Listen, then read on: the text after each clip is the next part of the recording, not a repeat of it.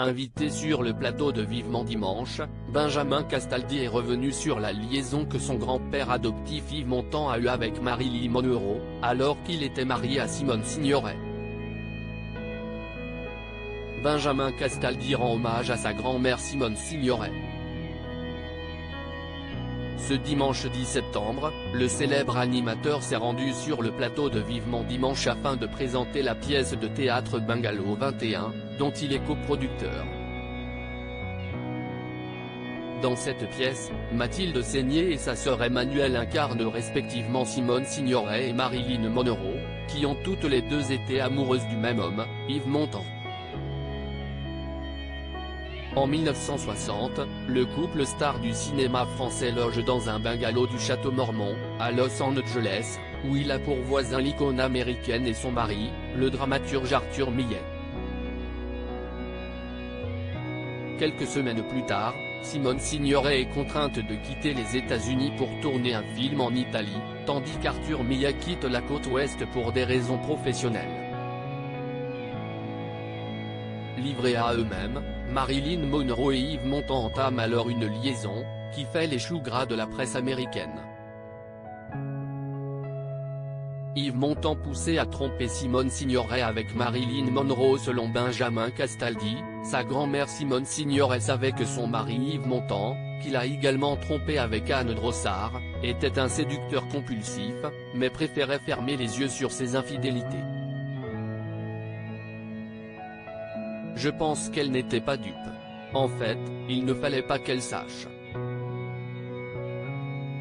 Mais la grosse boulette, c'est Marilyn, a-t-il déclaré, avant de révéler ce que son grand-père adoptif lui a dit au sujet de cet adultère.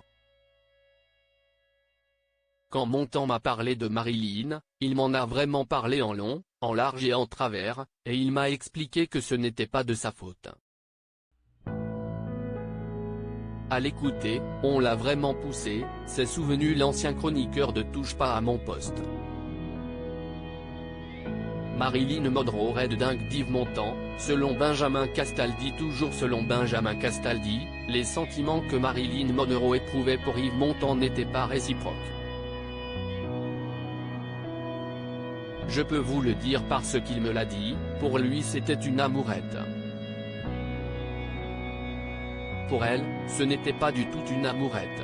Marilyn était raide dingue de lui, affirme l'animateur, persuadé que Marilyn Monroe aurait tout fait pour qu'Yves Montand tombe sous son charme.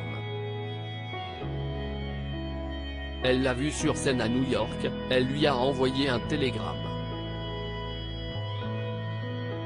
Elle avait déjà commencé son travail de sape, la Marilyn. Elle savait très bien où elle allait, la Marilyn. C'est ce que je pense dans tous les cas.